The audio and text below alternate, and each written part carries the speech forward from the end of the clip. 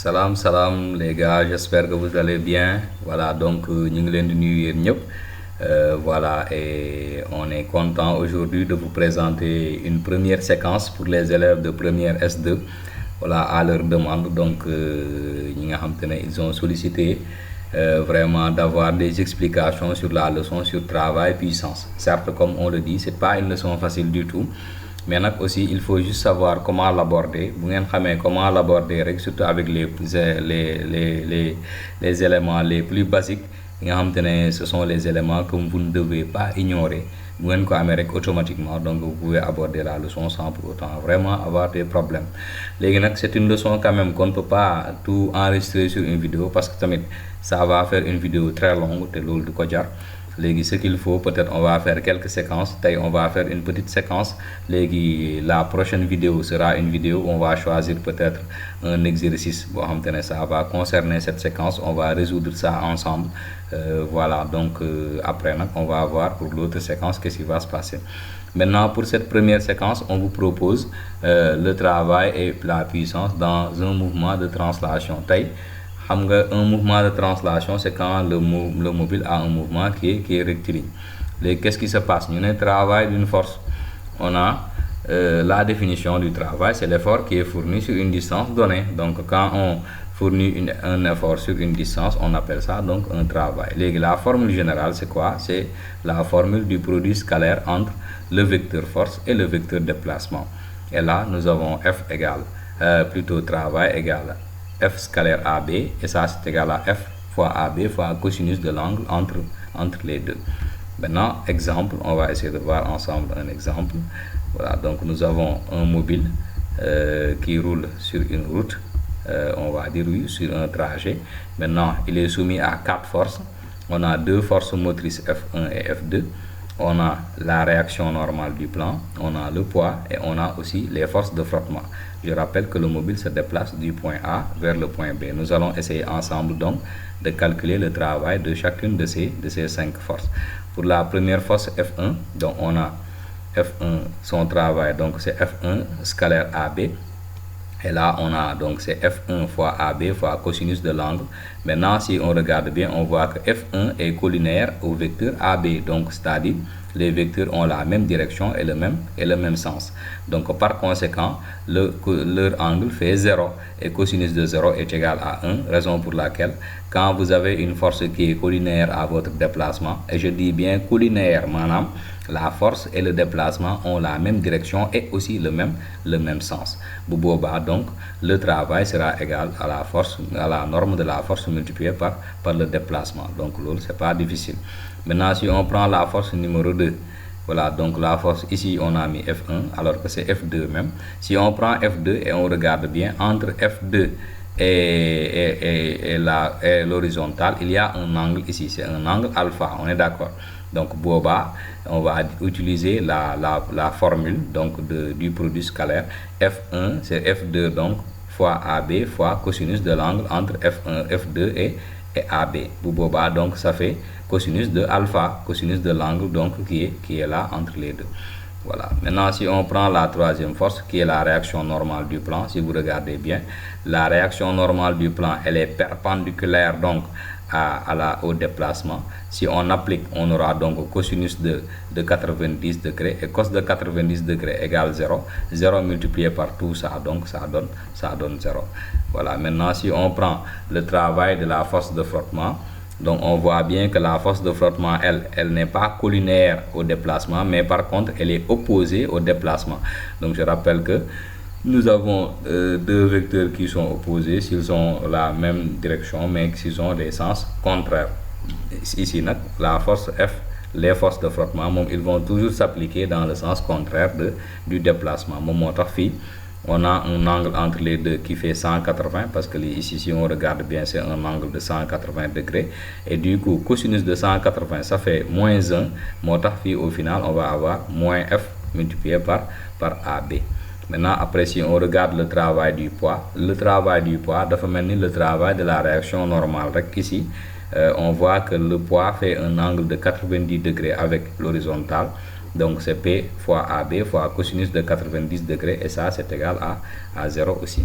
Maintenant, il y a des choses à ne pas ignorer, c'est-à-dire les propriétés. C'est quoi? Nous, si F et AB sont collinaires, moi, je donne les grecs. Madame, si alpha est égal à 0, le travail c'est toujours égal à F fois AB. Légui, si F et AB sont orthogonaux, madame, s'il y a entre eux un angle de 90 degrés, le travail est toujours égal à 0. Parce que cos de 90, là, ça donne 0. Si F et AB sont opposés, c'est-à-dire si les deux vecteurs ont la même direction mais de sens contraire, donc on aura un angle de 180 et travail sera toujours égal à moins F fois AB. Et aussi on dit si l'angle est aigu, donc le travail sera positif et ce travail là on l'appelle un travail qui est moteur. Si l'angle est positif plutôt si l'angle est obtus, c'est-à-dire si l'angle est supérieur à 90 degrés, donc là le travail sera négatif et ce travail négatif là, donc on appelle ça un travail résistant. Le travail, les gars, c'est une grandeur algébrique, il peut être positif, nul ou bien négatif. Et après, si alpha égale 90, donc le travail est égal à 0, on l'appelle un travail qui est nul. Maintenant, l'unité du travail, c'est le joule, la force en newton et la distance donc en mètres. Ça aussi, je crois que quand même vous n'ignorez pas ça. Si le mobile, ça c'est un théorème très intéressant parce qu'il découle du théorème du centre d'inertie. Si le mobile effectue un mouvement rectiligne uniforme, la somme des travaux des forces qui s'y appliquent est nulle. Donc, quand un mobile est à l'équilibre ou en mouvement rectiligne uniforme, la somme des forces qui s'exercent sur ce mobile-là est égale au vecteur nul. On applique ça aussi. Donc, si on a un mouvement rectiligne uniforme, la somme des travaux qui sont appliqués donc sur ce mobile-là est égale à 0. Voilà, donc le pour les choses. Maintenant, on va essayer de voir un cas assez particulier. Bon, ça fatigue beaucoup certains, comme le travail du poids dans le cas d'un changement d'altitude. Donc, quand on monte ou bien quand on descend. Il faut savoir que d'emblée, le travail du poids en changement d'altitude, c'est toujours plus ou moins mgh. Les mg, ce sera plus si on est en descente et ce sera moins si on est en montée. On va prendre un premier cas. Donc, quand on monte sur une piste circulaire, qu'est-ce qui se passe? Une piste circulaire a toujours un rayon, on est d'accord. Donc, nous avons un angle ici, nous avons un point C, nous avons un point B et nous avons le centre O. Si on regarde bien, si le mobile quitte le point B pour monter jusqu'au niveau du point C, donc le mobile a quitté le niveau B pour arriver jusqu'au niveau C. Pour découvrir la hauteur qui a été parcourue pendant cette montée-là, qu'est-ce qu'on fait? On va faire donc une projection du point C ici au niveau de la verticale. Vous nous fait la projection, bon, ce point-là, on va l'appeler C'. Qu'est-ce qui se passe? Donc, on voit bien que c'est en fait la distance BC' qui constitue la hauteur qui a été parcourue par le mobile quand il a monté et quand il a changé de niveau du point B vers le point C. Et là, si on voit bien, donc on voit des triangles, on voit un triangle rectangle, on voit un angle, on voit aussi ça qui est le rayon OC, voilà OB, et on pense automatiquement donc et on sait ici, bon, comme on le dit, OB c'est égal au rayon. Quand on voit donc des perpendiculaires et des angles, on pense à la trigonométrie. Et c'est cette trigonométrie qui va nous permettre quand même de trouver ce qu'on a besoin. On sait qu'on montre donc travail entre B et C, c'est moins mgh. Alors, or H ici est égal à BC'. Et BC', comme on le voit, est égal à OB, c'est-à-dire le rayon, moins OC, donc c'est le grand segment, moins le petit segment. Et on sait que OB, ce n'est rien d'autre que R, mais OC', c'est quoi? Il se trouve du côté adjacent de l'angle alpha, et quand on dit côté adjacent, on pense à cosinus. Donc, raison pour laquelle on a R, moins R cosinus de alpha. Et si on prend R en facteur, ça nous fait R facteur de 1 moins cos alpha. Du coup, travail de P va nous donner quoi? Moins mgr facteur de 1 moins cosinus de alpha. Voilà, c'est un cas qu'on rencontre beaucoup dans les exercices. On va voir l'autre cas, le cas numéro 2. Donc ça, c'est ce qu'il fallait démontrer. Maintenant, le cas numéro 2, ça concerne une pendule qui effectue donc un mouvement circulaire ou bien un mouvement semi-circulaire. Donc, comme Sankrek, ici, on dit que si on écarte le pendule avec une position, avec un angle θ0, et on lâche Mouillard sur le point B et occupe un angle de position θ1. Pour avoir le changement de niveau entre les deux, on projette comme on a fait 5 avec la verticale. Sur la verticale, nous avons le point A'. Ici, on prend le point B, on projette sur la verticale et on a le point B'. Donc, on voit bien que A'B' est notre changement de niveau. Donc, A'B', nous allons calculer. Et on sait que comme c'est un segment, donc on va prendre le grand segment moins le petit segment. On sait que OB', c'est un triangle rectangle avec l'angle donc qui est θ1.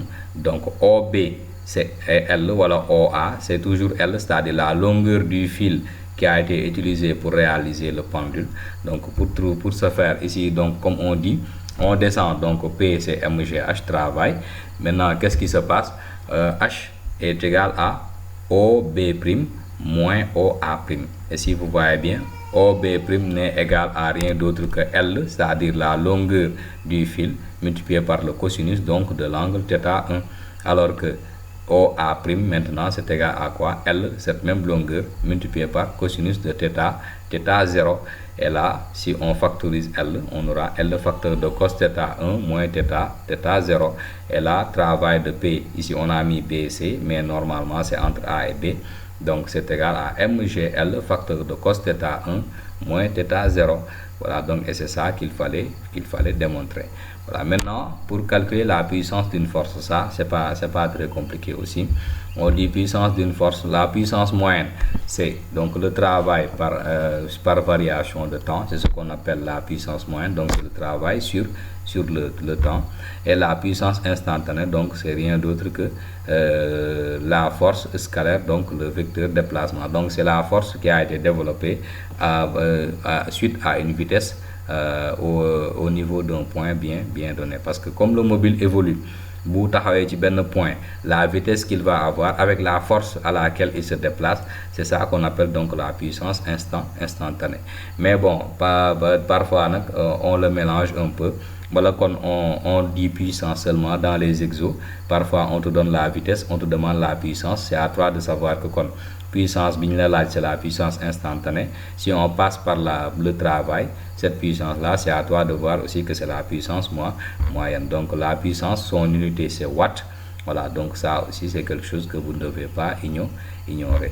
Maintenant voilà les élèves, chers élèves, c'était tout pour la séquence d'aujourd'hui.